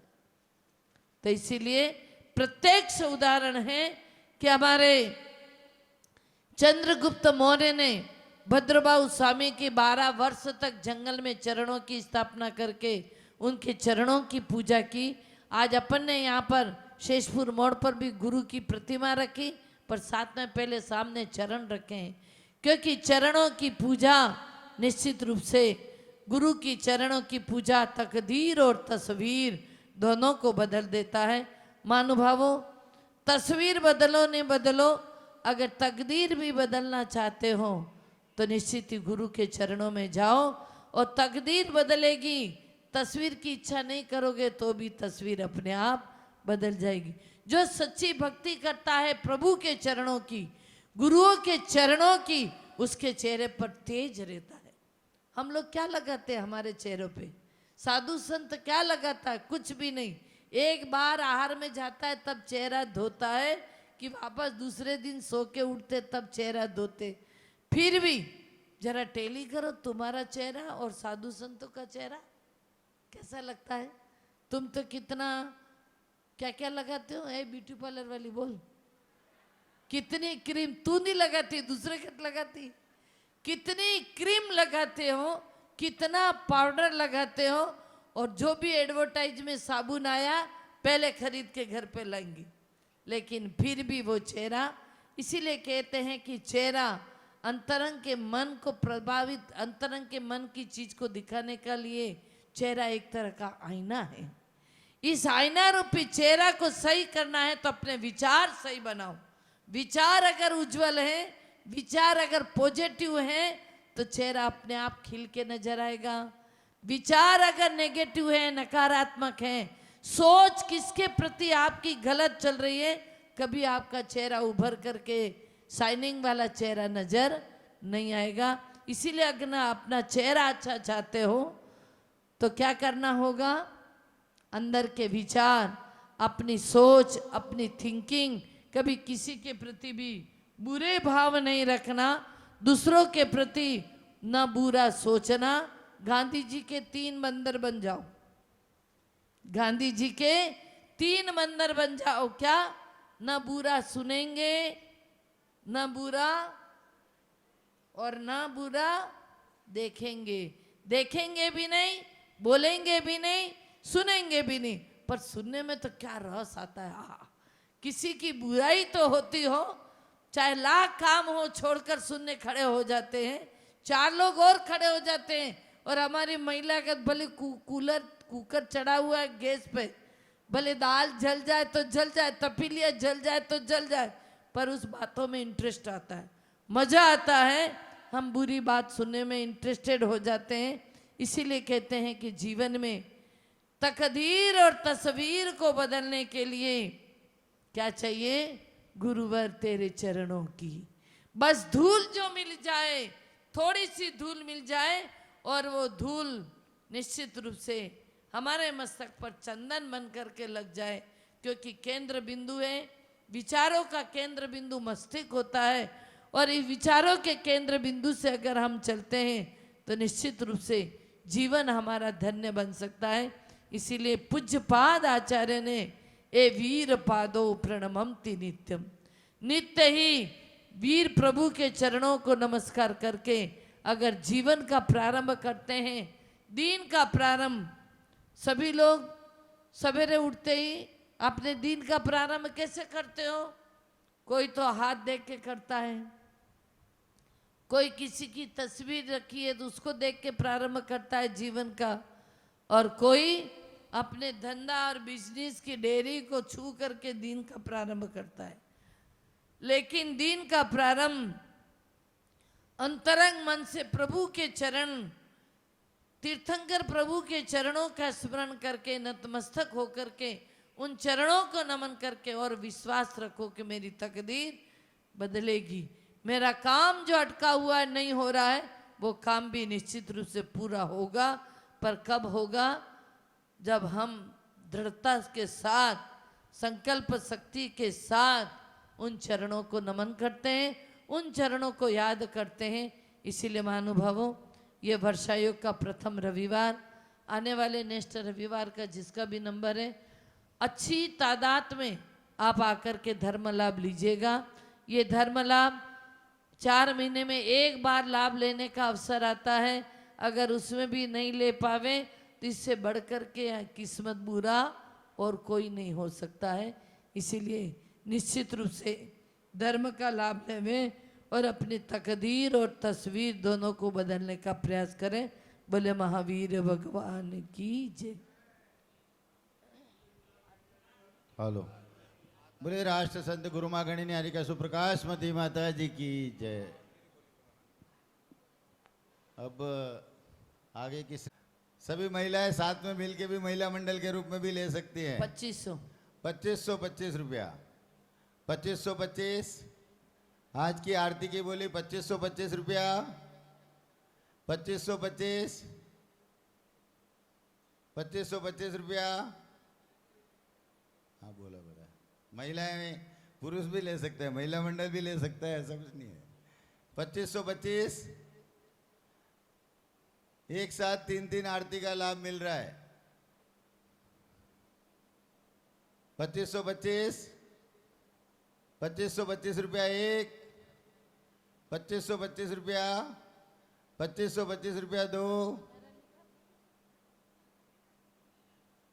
3131 रुपया, 3131 रुपया, 3131 रुपया, 3131। आज की आरती की बोली 3131 रुपए। पूरे चतुर्मास में इस पुण्य संचय का एक ही दिन, एक रविवार मिलता है आपको। 2 गांव के एक रविवार है। आज आपका प्रथम नंबर है, लाभ उठाइए उसका। 3131 रुपया, 3131 रुपया एक, 3131 रुपया दो, 3535 रुपया, 3535 रुपया। તમે लोग तो होंठ हलाओ, खाली खबर पड़ी जाए थे। 3535 रुपया, इसको कहते हैं नजर और पार की नजर। 4141 रुपया, 4141 रुपया, 4141 रुपया, 4141 रुपया। आज के आरती की 4141 रुपया, 4141 रुपया। वो बोल रहे हैं, मैं नहीं बोल रहा, ऐसा मत सोचिए। कोई भी बोले, ये तो बोली है। होगा। किसी सुबह को भी सुबह लाभ भी नहीं। ऐसा ही हुआ। हमारे दादाजी बोल रहे थे, उनको लगा ये बोल रहा है, मुझे लगा ये बोल रहे हैं, और बोल गया तीसरा। 4141 रुपया। कह रहे भाई आदेश 4141 रुपया, 4141 रुपया एक, 4141 रुपया दो, 4545 रुपया, 44। अच्छा, आज चतुर्मास वर्षा योग 44वां, इसलिए 4444 रुपया, 4444 रुपया, 4444 रुपया, 5151 रुपया, 5151 रुपया एक, 5151 रुपया, 5151 रुपया। सर कुछ हो जाए। उड़ गई रे, फिर तो पतंग उड़ गई रे। 5151, बाकी 5151 रुपया, 5151 रुपया दो। अभी भी वक्त है, महिला मंडल ले सकती है। 5151 रुपया दो। महिला मंडल को बैठने तो चुपचाप। हर किसी को नहीं मिलता गुरुवर का आशीष जिंदगी में। हर किसी को नहीं मिलता गुरुवर का आशीष जिंदगी में। खुश नसीब है जो जिनको मिली ये बहार जिंदगी में। हर किसी को नहीं मिलता गुरुवर का आशीष जिंदगी में। 5151 रुपया आज की आरती की बोली जा रही है। 5151 रुपया, 5151 रुपया, 6161 रुपया, 6161 रुपया। हमने आंगन नहीं बुआरा, हमने आंगन नहीं बुआरा, कैसे आएंगे भगवान, कैसे आएंगे भगवान। मन का मेल नहीं धोया तो, मन का मेल नहीं धोया तो, कैसे आएंगे भगवान, कैसे आएंगे भगवान। 6161 रुपया। एक साथ 3 आरती का लाभ मिलने वाला है। 6161 रुपया, 6161 रुपया एक, 6161 रुपया दो, 6161 रुपया दो, 6565 रुपया, 6565, 6565 रुपया। अरे ये बड़े ऐसा मत सोपा करो, है। 65 से 44, 44 वर्षायोग कलश का आज, हाँ आज ये के बाद नियम बना लगभग दो सभी बोलिए कि कि 44 बोली पीछे कितनी भी लगे। जाए पीछे 44 आना चाहिए। 6544 रुपया, ऐसा 6544, 6544 रुपया, 6544 रुपया एक, 6544 रुपया एक, दो, 6544 रुपया दो, जन्म जन्म का साथी तुम्हारा हमारा, तुम्हारा हमारा। जन्म जन्म का साथी तुम्हारा हमारा, तुम्हारा हमारा। ऐसा तोड़ना हो अगर न दर्शन होते मुझको मिलता नहीं किनारा। रोम रोम से अरे जन्म जन्म का साथी तुम्हारा हमारा, तुम्हारा हमारा। चलिए साहब 6544 रुपया, 6544 रुपया एक, 6544 रुपया दो, सेठ साहब 6544 रुपया दो बोली जा रही है। जाने दो, जाने दो। 6544 रुपया ढाई, पौने 3 और 3 6544 रुपया 3। वेणी आदरणीय चंद जी। दादाजी वेणीचंद जी, रूपचंद जी ढोलिया शेषपुर ने अब सौभाग्य प्राप्त किया है। कोटिश कोटिश धन्यवाद, बहुत बहुत धन्यवाद दादाजी। अब लिखिए प्रश्न- साहब। નેક્સ્ટ રવિવાર પાછું વ્યવસ્થિત આવવું હશે સબને. ઓર હાથ રસ્તા માટે પહોંચી જાય એવું કરવું. हेलो जब बोले 1000 श्री कामधेनु शांतिनाथ भगवान की, जय जब बोले 1000 श्री वास्तु पूज्य भगवान भगवान की। की जय।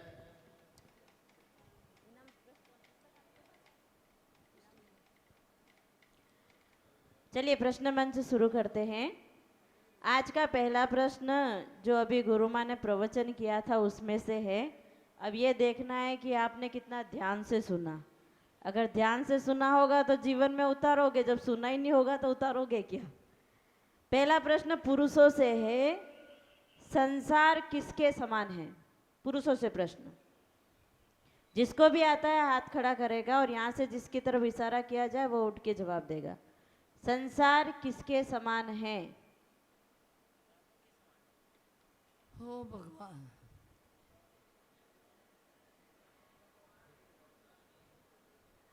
संसार किसके समान है।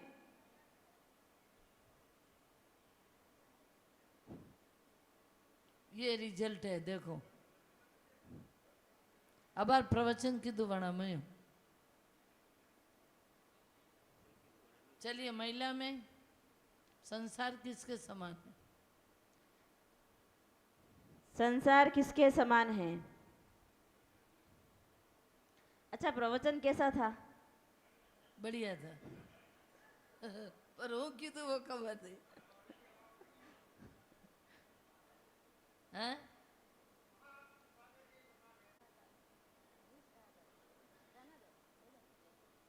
ये शब्द नहीं था, शब्द दूसरा था, लास्ट शब्द था। महिलाओं में कोई क्या सुनते हो फिर? इसीलिए एक एक शब्द पर ध्यान रखना चाहिए। बोलो, माइक माइक दो। संसार चक्र परिमर्दनाएं, चक्र के समान। चक्र तो हमने बोला ही नहीं, हमने जो बोला वो बोलना। प्रवचन के शब्दों में से आना चाहिए। घर की बात है तो जब शादी हुई थी तुरंत ही नहीं बोला था विष के समान है संसार। चलिए अगला प्रश्न है, फर्स्ट का ही था।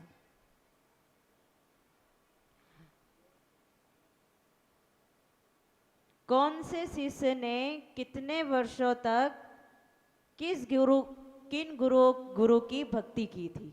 किस शिष्य ने किस गुरु की कितने वर्ष तक पूजा की? बोलो भगवती भाई, माइक दो।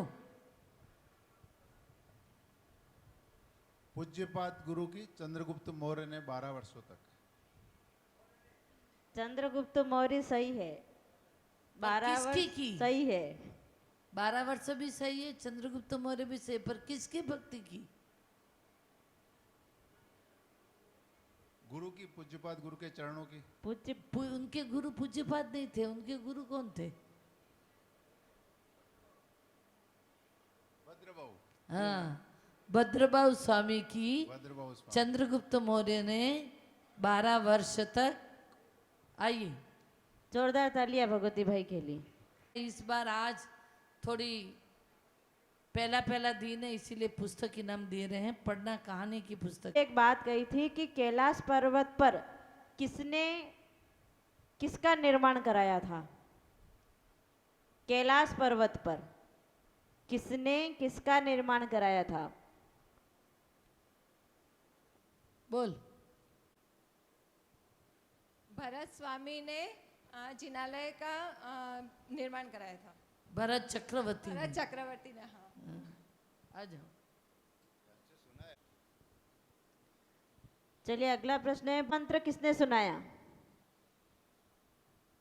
कुत्ते को नमोकार मंत्र किसने सुनाया? बोलो वेणीचंद जी।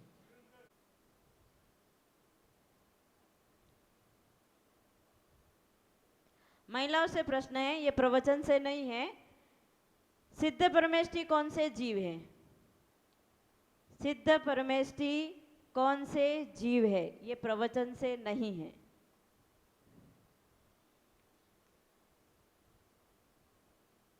शास्त्र पढ़ते ही नहीं है तो कैसे मालूम पड़ेगा? सिद्ध परमेष्ठी कौन से जीव हैं? बोलो बोलो।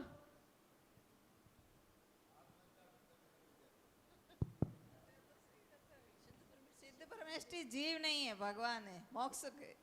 बना जीव है। मोक्ष चले गए ना वो तो। पर मोक्ष चले के बाद जीव तो है कि जीव थोड़ी खत्म हो गया।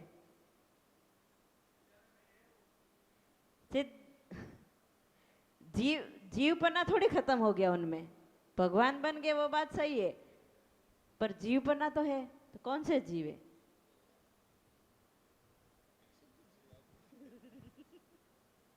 अशरीरी मुक्त जीव। मुक्त जीव है। आइए, हमेशा पढ़ते हैं, ये छोटे बच्चों के प्रश्न है। संसारी जीव और मुक्त जीव। पहले भाग का प्रश्न है। इसीलिए मैं कहती हूँ पर्युषण पर्व के शिविर में आओ, भाग लो, ये सब मालूम पड़ेगा। चलिए अगला प्रश्न है, आदिनाथ भगवान ने कौन सा नारा दिया था? आदिनाथ भगवान ने कौन सा नारा दिया था?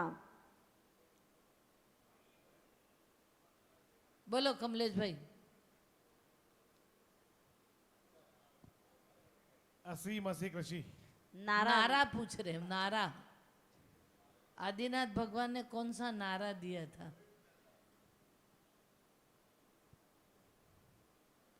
महावीर स्वामी ने नारा दिया ना, जियो और जीने दो, वैसे आदिनाथ ने कौन सा नारा दिया?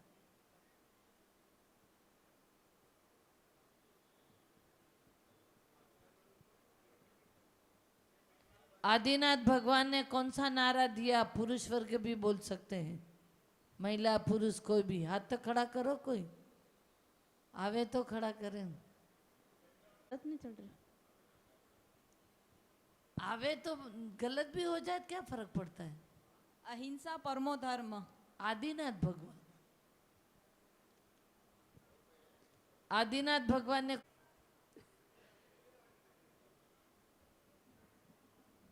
चलिए अगला प्रश्न है। बोलो संजय भैया, बोलो। आंसर बता। नहीं आ रहा। बोलो बोलो। ओम नमो सिद्धेभ्य का वाह वाह, शाबाश, धन्यवाद।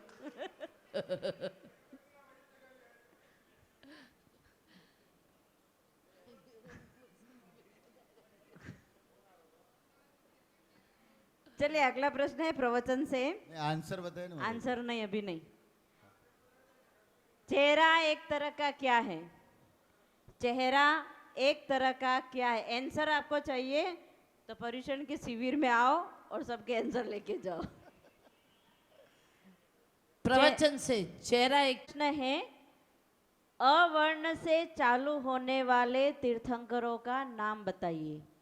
अवर्ण से चालू होने वाले तीर्थंकरों का नाम बताइए। 24 तीर्थंकरों में जिन भगवान का नाम अ से चालू होता है। अवर्ण से। अवर्ण से, हाँ।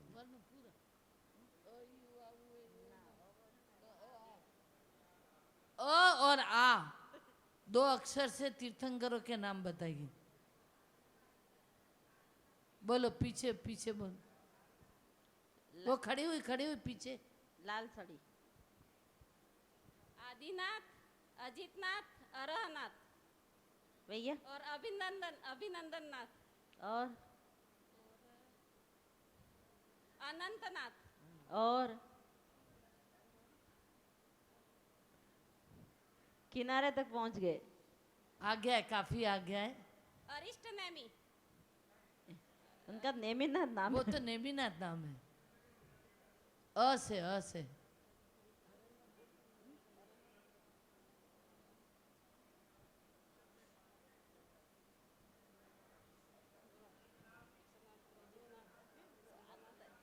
किनारे तक आ गए हो।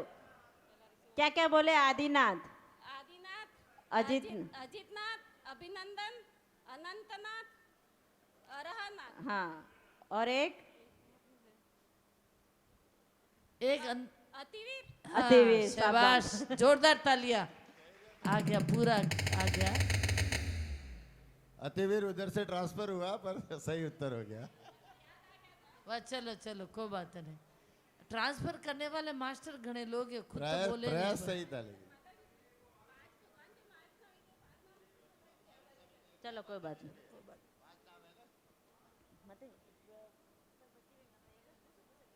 आओ। चलिए एक लास्ट प्रश्न है जनरल नॉलेज का, छोटा सा बहुत सरल प्रश्न है। सबसे जल्दी बिगड़ने वाली चीज क्या है? जनरल नॉलेज का प्रश्न है। सबसे जल्दी बिगड़ने वाली, खराब होने वाली चीज क्या है? बोलो वड़ावली। मन। आ जाइए। मन, आ जाइए। हमारा मन बहुत जल्दी बिगड़ता है। बहुत ये अच्छे मन से बड़ा चंचल है, इसे कैसे मैं समझाऊं। जाइए, इनको अगले संडे इनका नंबर है इसलिए आ रहे हैं। हाँ नहीं, ये तो व्यवस्थापक है, रविवारी व्यवस्थापक में इनको रविवार आना ही है। चलिए, बोले आदिनाथ भगवान की जय। बोले वासुपूज्य भगवान की जय। बोलो गुरु माँ गणी न्यारी का 105 से सुप्रकाश मते माता जी की। आदिनाथ का नारा सुनना है? क्या हो सकता है बताओ, गैस करो। भगवान आदिनाथ ने क्या नारा दिया? महावीर स्वामी ने जियो और जीने दो दिया। आदिनाथ ने क्या नारा दिया? ऋषि बनो या कृषि करो। क्या नारा दिया? ऋषि बनो या कृषि करो। चलिए आइए, गेम। लोग कितने ले सकते हैं? ये कहते हैं, उसमें राउंड के अंदर जो सफेद सफेद डॉट्स आपको दिख रहे हैं, हेलो, तो उसमें 5 पाप लिखे हुए हैं। हिंसा, झूठ, चोरी, कुशील और परिग्रह। और बीच के पॉइंट में पाप लिखा हुआ है। हेलो तो हेलो जो भी व्यक्ति आके यहाँ पर दूर से खड़े होकर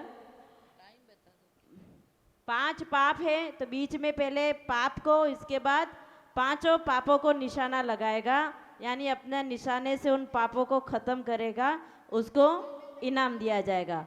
और उसका समय रहेगा ये 6 तीर लगाने का 5 मिनट। कितना? 5 मिनट।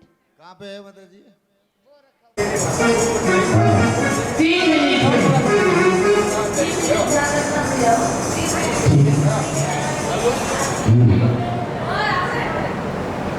अरे टाइम अप माता जी घड़ी। इधर से इशारा करिए, उधर से बोल देना 3 मिनट।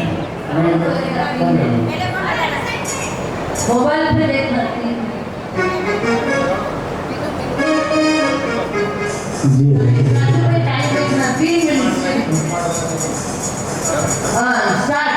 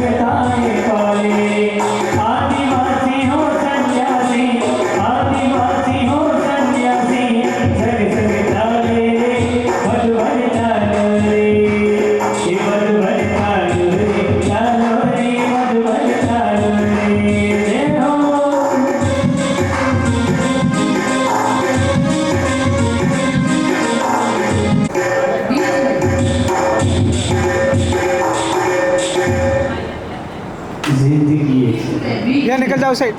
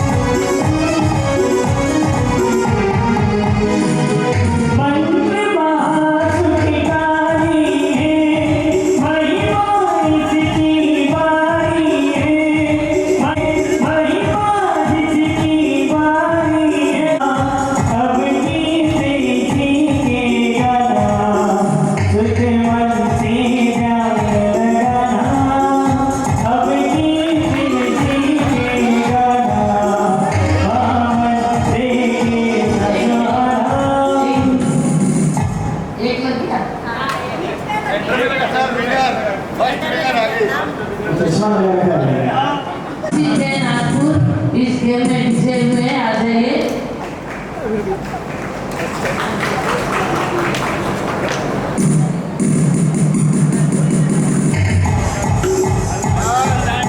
थोड़ा सा साइड है, बाकी सही है, सही है।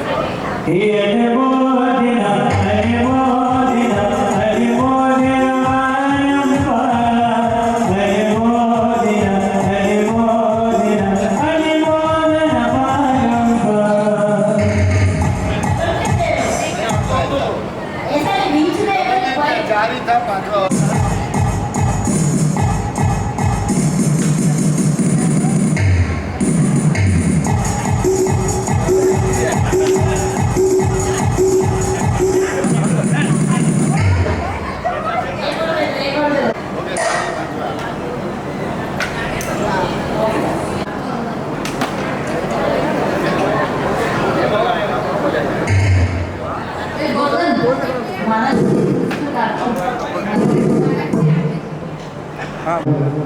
बात अक्सर है कि बोली 1111 रुपया, 1111 रुपया।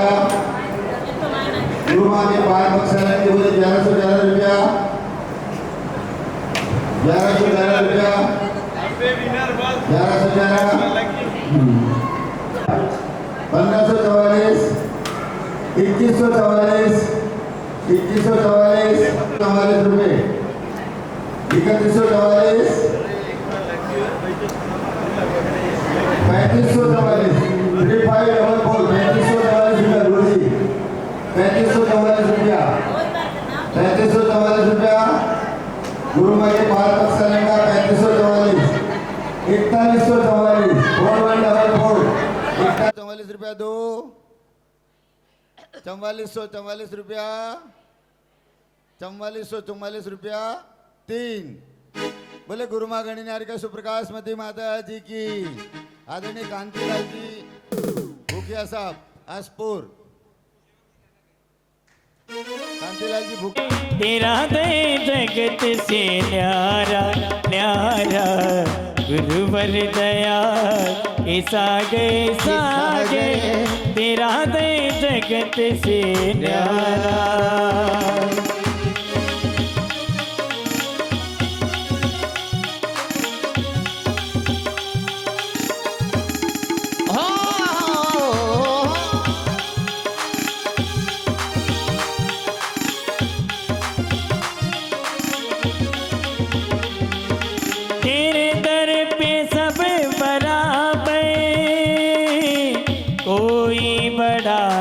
छोटा गुरुवर के दरबार में कोई बड़ा नहीं कोई छोटा नहीं, सभी बराबर है गुरु माँ के लिए।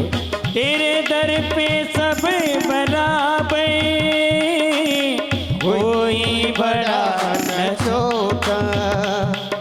चोखा बनाए भानुक बने अभिषेक कराया, अरे इसलिए जय हो तेरी आरती करो आरती करो। रत्नों के दीपक लेके आरती करो रे बाजे छम छम छम समाजम बजे घुंघरू बजे घुंघरू हाथों में दीपक लेके आरती करो आरती करो ए हाथों में दीपक लेके आरती कर रे बाजे छम छमा छम बाजे घुंघरू अजे घुंघरू हाथों में दीपक लेके आरती कर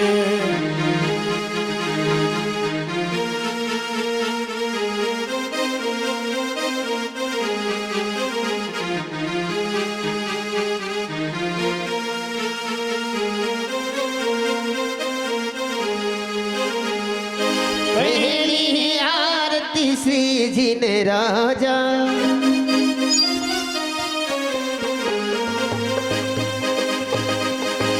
भगत जी पार उतार जी हाजा इसीलिए जय हो इसलिए नाथ तेरी आरती करो बाबा आरती करो हाथों में दीपक लेके आरती करो के बाजे झम झम झम झमा झम बाजे घुंघरू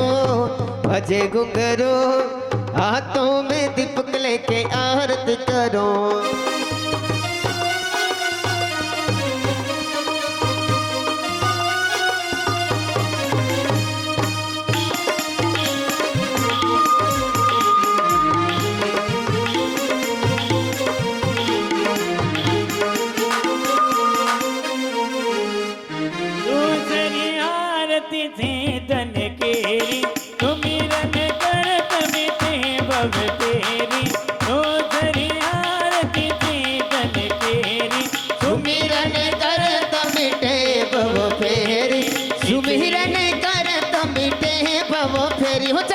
तेरा है दरबार जय बाबा हो बाबा तो आहे तेरे द्वार बाबा हो बाबा अरे बाबा हो मेरे शेषपुर वाले बाबा बाबा हो मेरे शेषपुर वाले बाबा तेरी भैया रुक जा 3 लोग के नाथ की आरती हो रही है और आपके हाथ नीचे ही है ऊपर रखो हाथ और दोनों हाथ से ताली बजाते हुए अरे तेरी हो वे जय जयकार बाबा हो बाबा कर दो मेरा बेड़ा पार बाबा अरे बाबा हो मेरे शेषपुर वाले बाबा हो मेरे शेषपुर वाले बाबा हो जय जयकार बाबा हो बाबा कर दो मेरा बेड़ा पार बाबा हो बाबा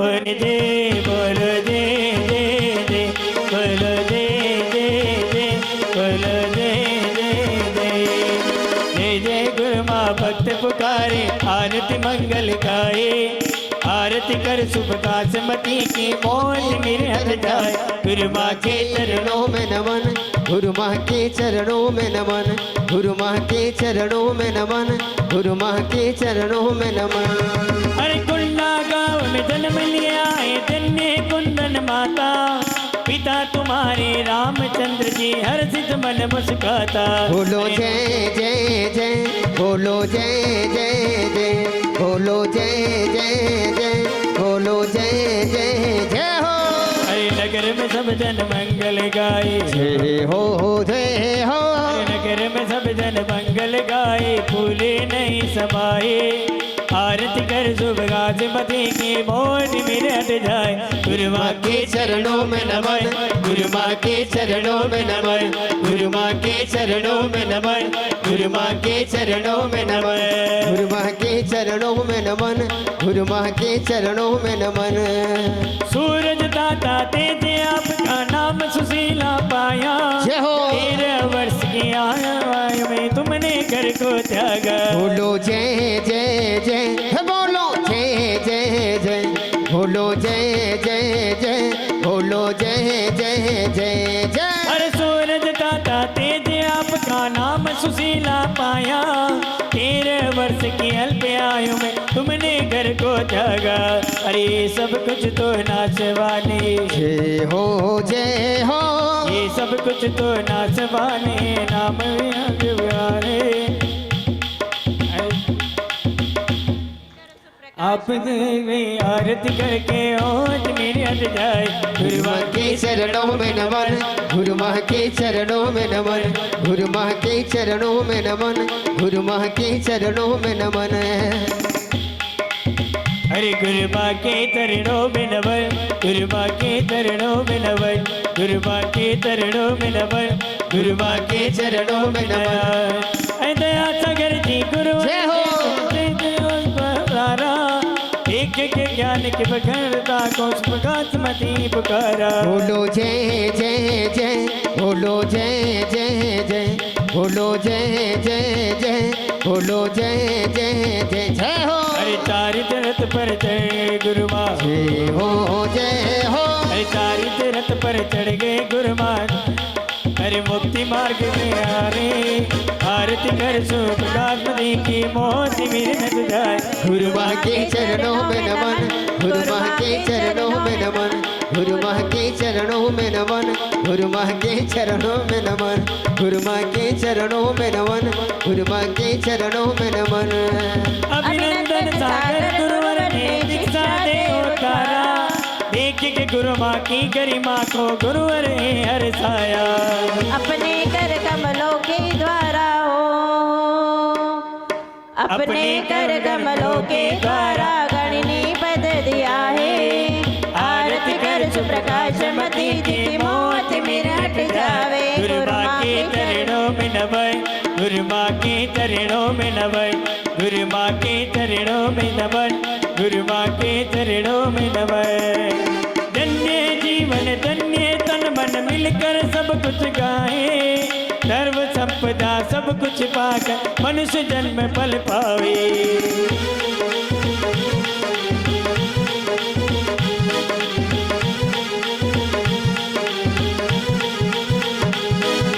धन्य जीवन धन्य तन मन मिलकर सब गुण गाए, सर्व संपदा सब कुछ पाकर मनुष्य जन्म फल पावे। दिव्य ज्ञान तुम साह में पाकर, दिव्य ज्ञान तुम साह में पाकर लोक शिखर पर जावे। आरती कर सुप्रकाशमती जी की मौत मेरा हट जाए। गुरु माँ के चरणों में नमन, गुरु माँ के चरणों में नमन। बोलो जय जय जय, बोलो जय जय जय, जय जय गुरु माँ भक्त पुकारे। आरती मंगल गाए, आरती कर सुप्रकाशमती जी की मौत मेरे हट जाए। गुरु माँ के चरणों में नमन, गुरु माँ के चरणों में नमन, गुरु माँ के चरणों में नमन, गुरु माँ के चरणों में नमन, गुरु माँ के चरणों में नमन, गुरु माँ के चरणों में नमन, गुरु माँ के चरणों में नमन, गुरु माँ के चरणों में नमन। जय बोलो गुरु माँ गणी नेरिका 185 सुप्रकाशमती माता जी की जय। जय करा गुरु माँ का, जय गुरु माँ। जय हो। जिनवाणी स्तुति जावाणी के ज्ञान ते सुजे लोकालोक, सोवाणी मस्तक नमो सदा देत हूँ दोक। जय बोलो जिनवाणी माते की जय। गायो सर।